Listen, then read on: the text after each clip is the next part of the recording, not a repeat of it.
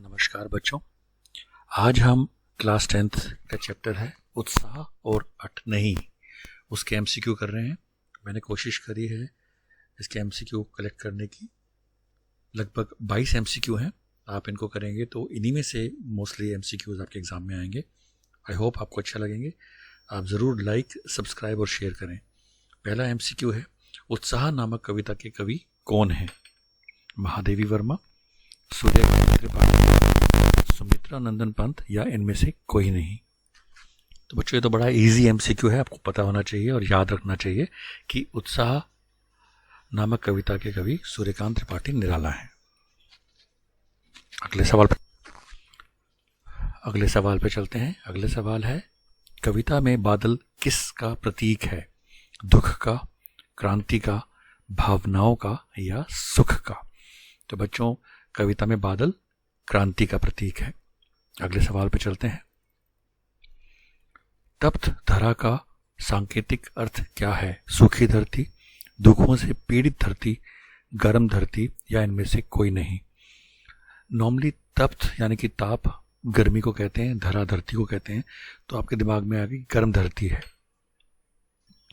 लेकिन बच्चों, एक कविता में इसका दूसरा अर्थ है। तब धरा का सांकेतिक अर्थ इस कविता में दुखों से पीड़ित धरती है। अगले सवाल पे चलते हैं।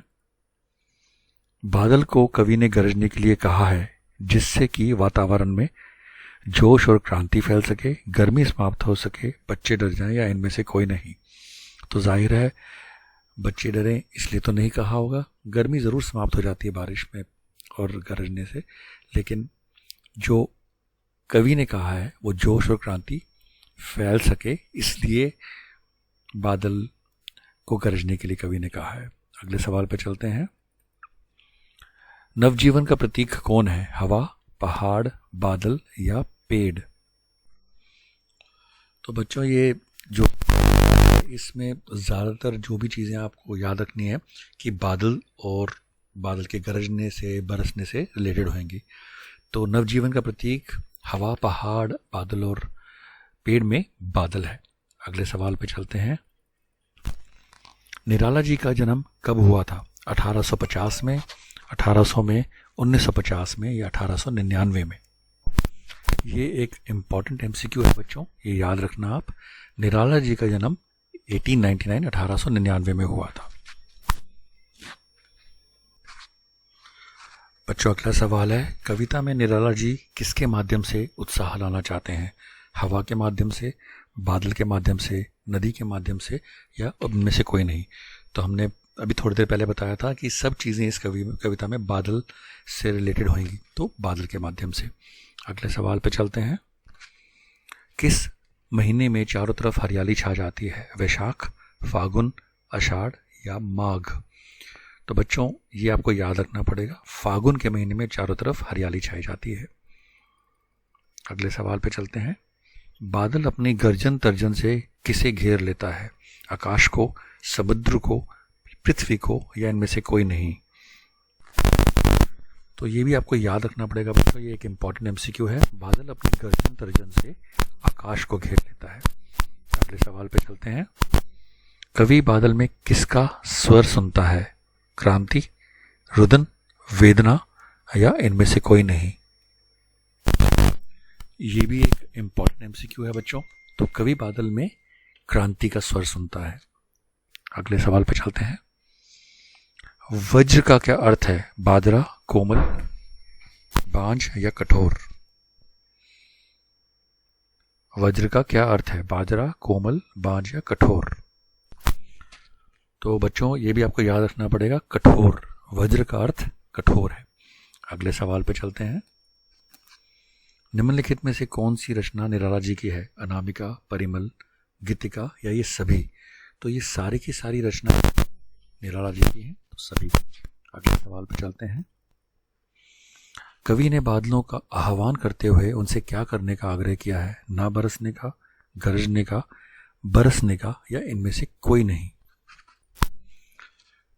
तो कवि ने बादलों का आह्वान करते हुए उनसे बरसने के लिए आग्रह किया है।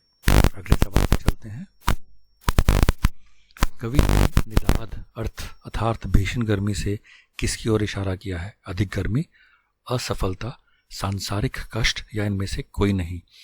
तो कवि ने निदाद यानी कि भीषण गर्मी, बहुत जोर से गर्मी से सांसारिक कष्ट की तरफ इशारा किया है। ये याद रखना आप लोग, ये इंपॉर्टेंट एमसीक्यू है। अगले सवाल पे चलते हैं। फागुन मास में कैसी हवाएं चल रही हैं? शुष्क, मादक, मंद मंद या नमी युक्त? इसका जवाब है मादक। नेक्स्ट सवाल पे चलते हैं। कविता में जल का बरसना किसका प्रतीक है? बारिश होना, शांति और सुख की स्थापना, प्यास बुझना या इनमें से कोई नहीं? इसका है शांति और सुख की स्थापना। अगले सवाल पे चलते हैं। फागुन मास के कारण लोगों के चेहरे पर क्या है? मायूसी, डर, खुशी या दुख? तो आप जानते हैं जब फागुन मास आता है चारों तरफ हरियाली होती है, सब जगह अच्छा मौसम होता है, तो सब लोग खुश होते हैं, तो चेहरे पर खुशी है। अगले सवाल पे चलते हैं। सूर्यकांत त्रिपाठी निराला किस काल के कवि हैं? छायावादी काल के, भक्ति काल के, भारतेंदु काल के, इनमें से कोई नहीं? तो बच्चों ये एक इम्पॉर्टेंट एमसीक्यू है, आप याद रखना। सूर्यकांत त्रिपाठी निराला जी छायावादी काल के हैं। अगले सवाल पे चलते हैं। कवि के अनुसार किसके केश सुंदर, काले और घुंघराले हैं? बादल के, प्रेयसी के, धरती के, इनमें से कोई नहीं? मैं आपको फिर से याद दिला रहा हूँ, इस कविता में जो भी आपको एमसीक्यू आएंगे मैक्सिमम बादल से रिलेटेड उनके जवाब होंगे, तो इसका जवाब है बादल के। अगले सवाल पे चलते हैं। धराधर किसके लिए प्रयुक्त हुआ है? आकाश, समुद्र, बादल या पृथ्वी? अभी मैंने आपको इससे पहले वाले एमसीक्यू में बताया था, मोस्टली इस कविता पे जो भी एमसीक्यू आएंगे उसमें बादल जो है करेक्ट ऑप्शंस आपको मिलेंगे, तो यहाँ पे भी धाराधर बादल के लिए प्रयुक्त हुआ है। अगले सवाल पे चलते हैं। निदाद का क्या अर्थ है? गर्मी, ठंड या बिना दाग के? निदाद का अर्थ गर्मी होता है। अगले सवाल पे चलते हैं, ये आखिरी एमसीक्यू है। कविता अट नहीं रही है में किस ऋतु के प्राकृतिक सौंदर्य का चित्रण किया गया है? ग्रीष्म ऋतु, वर्षा ऋतु, वसंत ऋतु या शरद ऋतु? बच्चों ये एक बहुत इंपॉर्टेंट एमसीक्यू है, याद रखना। इसका जवाब है वसंत ऋतु। और अगर आपको मेरे ये एमसीक्यू प्रेजेंट करने का तरीका अच्छा लग रहा है तो प्लीज़ ज़रूर लाइक कीजिए इन वीडियोज़ को, मेरे चैनल को सब्सक्राइब कीजिए। मैं कोशिश करूँगा, आप किसी भी क्लास में हो अभी, मैं कोशिश कर रहा हूँ मैं हर एक क्लास के जो भी हैं हिंदी और इंग्लिश के एटलीस्ट सारे एमसीक्यू कवर करूँ और ऐसे ही प्रेजेंट करूँ। Thank you.